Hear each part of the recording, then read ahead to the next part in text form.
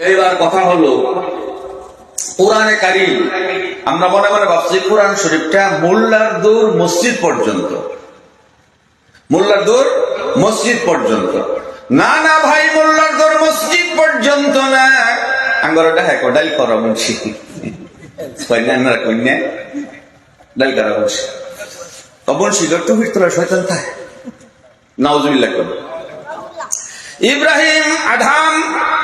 ইব্রাহিম আলাইহিস সালাম শয়তানরা লোক পাইছে, লোক পাইরে শয়তানরে কয় শয়তান তুমি পরবর্তী বেলা কই যাও? হুজুর আমার বহুত কাম। ওখানে আমার এটা জিগাই না আমার বহুত কাম। শয়তানে কয় কি কাম? তোমার তো অত অত সাবি এটা কি? হুজুর আমার বহুত কাম হয় না। তুমি একটা কথা কও, মানুষের তুমি সর্বপ্রথম কই ওয়াসওয়াসা দেও?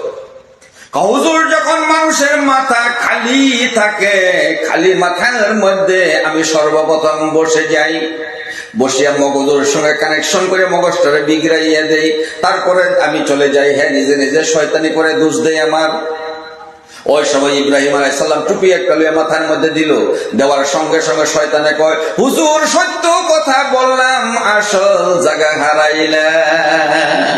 শয়তানে কয় হাসা কথা কয় আসল জায়গা হারাইলাম। তার মানে কোন মেয়ে মানুষে যদি মাথার মধ্যে কাপড় না রাখে, তাহলে ওই মেয়ে মানুষের মাথাটাই হইল শয়তানের সিয়া। কোন পুরুষের যদি মাথার মধ্যে টুপি না দেয়, তাহলে সেই মাথার মধ্যে শয়তান বসে যায়। সেজন্য টুপি দিতে হবে। টুপি দিলে কোনোদিন শয়তান বসতে পারে না। তাহলে আন্নারা জানলে কুল যে মুন্সিগর টুপি তোলা শয়তান, টুপি দিলে শয়তান বয় না, টুপি না দিলে বয়? টুপি না দিলে বয়। এইবার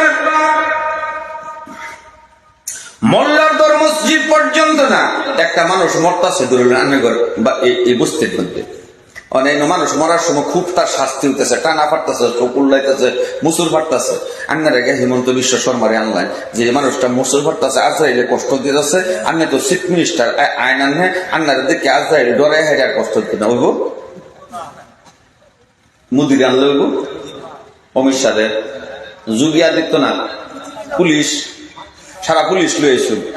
আইনারা পুলিশের যে সময় এই বেটা এরা মুসুর ফেরাই সময় ঠাস ঠাস করে পুলিশে বন্দুক ফোটা কাম হইব।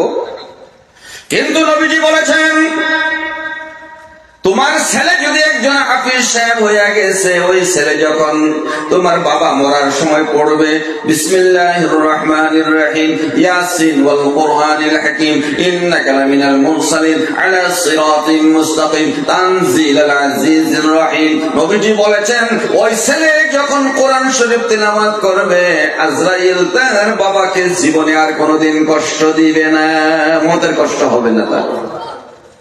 এবার নরেন্দ্র মোদীরও মানলো না, চিফ মিনিস্টারও মানলো না, কোন অফিসার মানে না। এবার আজরাইলে মানে কারে? হাফিজ সাহেব। তাহলে মোল্লার দৌড় মসজিদ পর্যন্ত না, মোল্লার দৌড় আপনার মৌত পর্যন্ত। কোন পর্যন্ত? মসজিদ তৈরি না মৌত তৈরি? মৌত পর্যন্ত। এইবার বাবার গোসল দেওয়া হলো। জানাজা পড়ানোর জন্য বাবার সিনার সম্মুখে দাঁড়াইয়া ছেলে বলছে আল্লাহু আকবার। বাবা আমার জন্য তুমি কত কষ্ট করছো, আমার কত পায়খানা তুমি ধুইছো, আমার বেমার হয়েছে কত কষ্ট করছো, তোমাকে কিছুই দিতে পারি নাই। আমি হাফিজ হইলাম বাবারে, তোমার জন্য আমি 4 তাকবীর দিয়ে দোয়া করে দিলাম, আল্লাহ আমার বাবার জীবনের গুনাহকে মাফ করে দাও। ছেলের চোখের থেকে পানি ঝরে। আল্লাহ বলেন ও হাফিজ সাহেব রে, তোর আর পান দিস না, তোর চোখের পানির দ্বারা তোর বাবার সমস্ত জীবনের গুনাহ আমি মাফ করে দিলাম। তাহলে মোল্লার দৌড় মসজিদ পর্যন্ত না, মোল্লার দৌড় আপনার জানাজা পর্যন্ত। কবরে যাওয়ার সময় কবরে দেওয়া হলো, কবর থেকে 40 কদম দূরে আসিয়া যখন হাফিজ সাহেব পড়বে তাবারাকাল্লাযী বিয়াদিহিল মুলকু ওয়া আলা কুল্লি শাইইন কাদির আল্লাযী খালাকাল মাউতা ওয়াল হায়াতা লিয়াবলুয়াকুম আইয়ুকুম আহসানু আমালা। ওই সময় দেখবেন কবরের ফেরেশতা মুনকির ও নাকিরের সওয়ালের জবাব সহজ হয়ে যাবে। তাহলে মোল্লার দৌড় মসজিদ পর্যন্ত না, মোল্লার দৌড় মুনকির ও নাকিরের সওয়ালের জবাব পর্যন্ত। হাসর প্রান্তরে মানুষ যখন উঠবে, ওই সময় মানুষ বেনামাজি মানুষ, মুনাফিক মানুষ, মুনাফিক যারা কোরআন বলেছেন ইন্নাল মুনাফিকিনা ফিদ দারকিল আসফালি মিনান নার ওয়া লান তাজিদা লাহুম নাসীরা। Certainly the hypocritic will throw by the order of Almighty Lord in the west of the blazing fire. There is no helper for them. Almighty Lord had challenged about the hypocritic in his holy book. কোরআনের মধ্যে আল্লাহ মুনাফিকের বিষয় নিয়ে বলছেন, যারা মুনাফিক হবে, যারা বেনামাজি হবে, তাদের জন্য কোনো সহায় কোরআন কিতাব নবী কেউ তাদের জন্য সহায় করবে না। জাহান্নামের একেবারে তলদেশের মধ্যে তাদেরকে নিক্ষেপ করা হবে।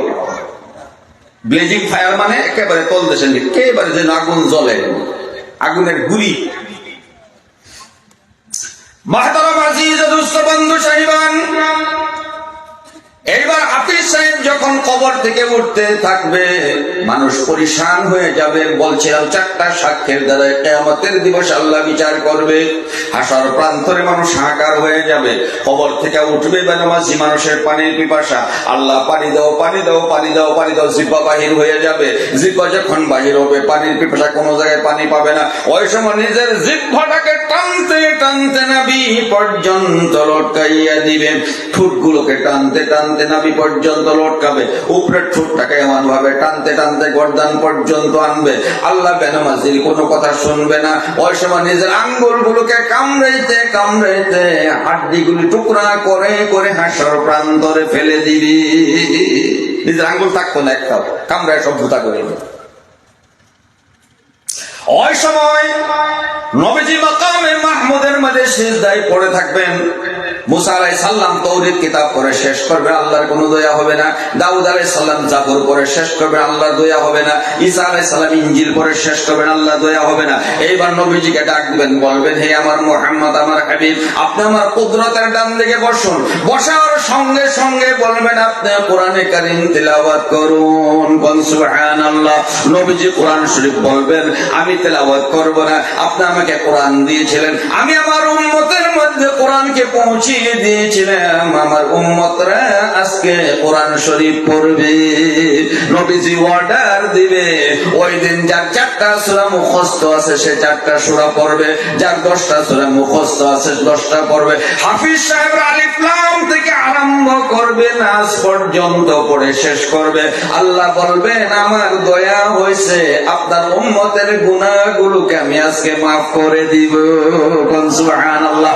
হাফিজকে বলবেন ও হাফিজ সাহেবরা, কোরআন শরীফ পড়তে পড়তে তোমরা জান্নাতে যাও। হাফিজ সাহেবরা বলবেন আল্লাহ আমার মা ছিল, বাবা ছিল, তাদেরকে থুইয়ে আমি জান্নাতে যাব না।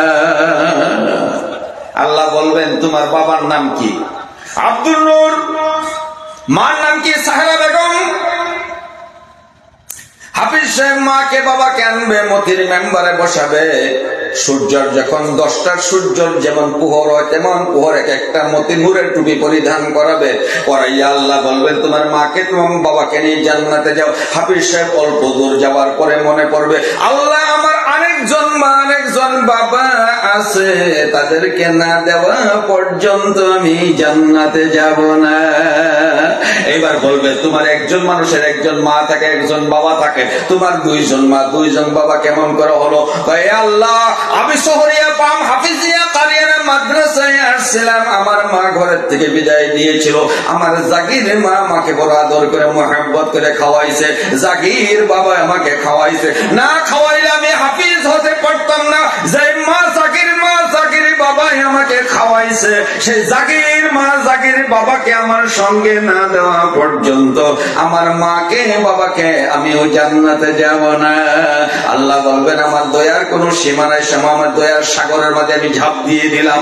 এইবার বলবে জাগির মা জাগির বাবাকে নিয়ে আসো। জাগির মা জাগির বাবাকে মতির মেম্বারের মধ্যে বসাইয়া আল্লাহ বলবেন কোরআনের খেদমত করার জন্য তোমাকেও আমি মাফ করে দিলাম।